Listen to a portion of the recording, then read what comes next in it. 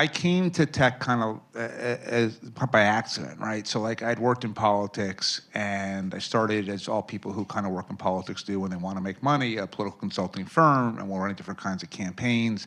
And I'm sitting in a Walmart meeting in early 2011, and a friend of mine called and said, hey, there's a guy with a small transportation startup. He's having some regulatory problems. Would you mind talking to him? I become Uber's first political advisor that day. I get really lucky when Travis calls back and says, listen, I can't afford your fee, would you take equity? I had no idea what equity meant, but thank God I said yes. And then spent the next few years running campaigns all over the US to legalize ride sharing, and the thing that we figured out was that we could turn our customers into political advocates, and the way we beat the taxi industry was millions of our customers told their elected officials, hey, I like this Uber thing, leave it alone, and that worked. And then, sorry, as you mentioned, did it again with Clear, and then we started our fund in 2016. And I've now, between the two different approaches, kind of working with companies in return for equity and then investing outside capital, kind of been a tech investor for about 15 years now. And we've deployed about 3 funds on the venture side, and we've done well, right? Fund 1's got DPI of 2 and MOIC of 4. Fund 2's got a MOIC of over 3.1. Fund 3 is still relatively new. The SPVs have a 6.4x. So, but even with that, as we were about to start circulating the sub-docs for the first close on Fund 4, I kind of took a step back and said, okay, I've had the experience of working with companies and trading my expertise and my team's expertise for their equity, and I've had the experience now of giving that away for free in return for an allocation in their round that we then invest outside capital in. And what I realized, and this is maybe just specific to me, but the equity for services model is actually a lot better than the traditional 2 and 20 model. What's your regulatory challenge, right? So there are companies like, take Lemonade, right? You can't sell insurance without a license, and therefore they needed our help really early in the process because they couldn't launch any operations without the regulatory stuff happening.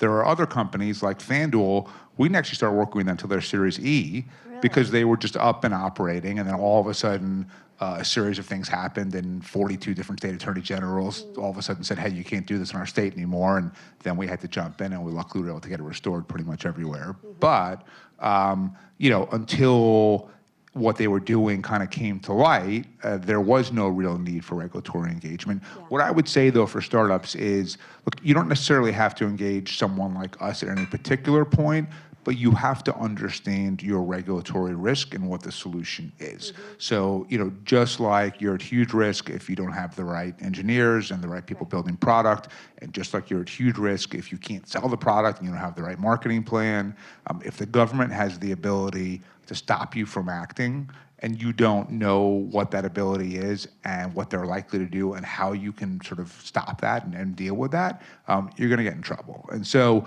understanding the regulatory implications is really critical from day one. One of the big things I get asked a lot is sort of ask for permission or beg for forgiveness, and that was sort of the, with Uber in a weird way, I think we almost did everyone else a disservice because we did not ask for permission, and it worked, obviously, but the downside for us was relatively limited. They would like impound a car. Right? Or like when we invested in Bird, like, they take the scooters, so what, right? But for you guys, you're in fintech, like those are usually securities violations, right?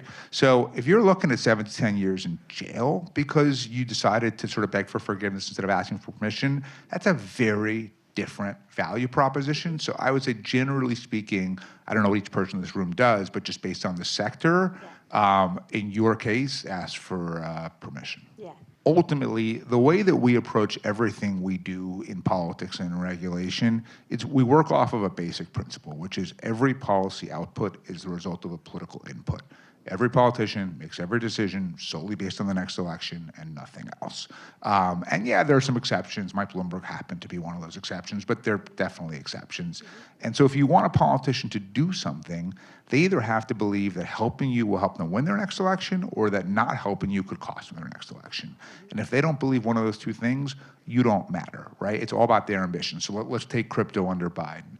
Gary Gensler, his goal in life was to be the Treasury Secretary, and he decided that his best path to that in a second Biden term, which obviously didn't happen, was by having Elizabeth Warren strongly support him for that. Elizabeth Warren hates crypto, and then all of a sudden, Gary Gensler hated crypto, right? I don't know that he inherently cared that much one way or the other, but his political ambition dictated everything else, and then that dictated all of the policy. So regulation, policy, laws are really all very derivative of politics, and you've got to understand the politics. When it comes to Trump, it's particularly confusing because he is all in all the time, right? He either wants to be loved or admired or feared, and he has to sort of feel that way, or else you not only can't get into what you want him to do, but he might do everything he can to try to hurt you. And the President of the United States is a pretty powerful person, and so you can't take that too lightly. And so in this administration especially, one thing that you can't do is say, well, I understand their underlying ideology, so I can make assumptions that their actions will adhere to that, whether it's conservative or progressive or whatever else.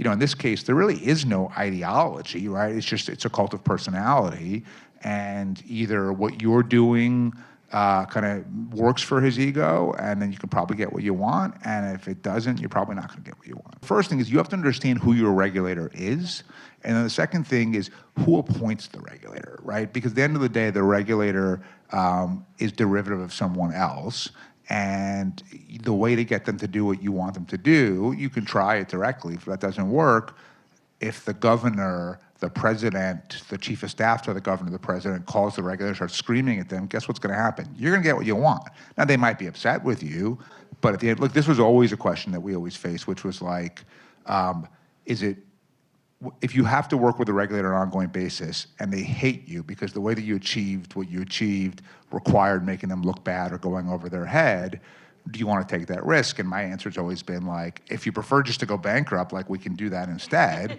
But if not, yeah, piss them off and then work to rebuild the relationship. But ultimately, one, you've got to get off the ground. And two, if they see that you have political access and power beyond them, then all of a sudden the leverage and the balance of power changes. Mm-hmm. I hope so. I mean, look, we were talking about this before in the green room. Like, I think a lot of us, especially the VCs we haven't had any liquidity in 4 years, when Trump won, and look, I wasn't for Trump, I voted for Harris, I gave money to Harris, but with that said, the combination of Powell having cut rates with, it seemed like, kind of a more favorable regulatory climate, especially towards M&A, because changes at the FTC meant that, okay, we're finally going to have liquidity, and all of a sudden, what did you and I discuss 20 minutes ago?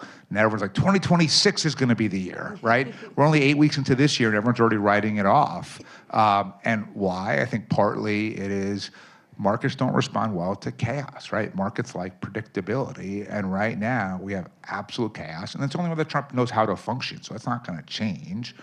We don't know if the Fed is going to be independent or not. We know that all the various agencies are totally not independent. We know that now if Trump doesn't like you, the IRS can just, or anyone at the White House, just take your tax returns and do whatever they want with them.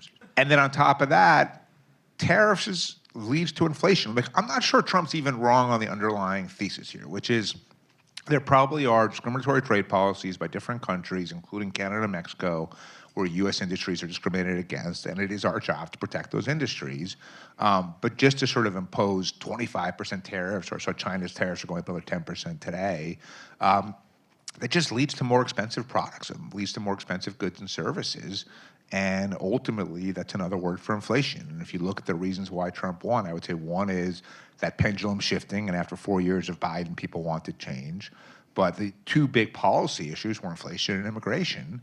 And so, if you're the market and you're saying there's total chaos and instability, we can't count on the integrity, structural integrity of the Fed or anyone else because we don't know that's going to be able to remain that way. Consumers are going to have a lot less money in their pockets because everything's going to cost a lot more. The federal government might shut down on March 15th. Less ability to deal with sort of huge problems like avian flu or whatever it is because you've now fired all the people that know anything about it.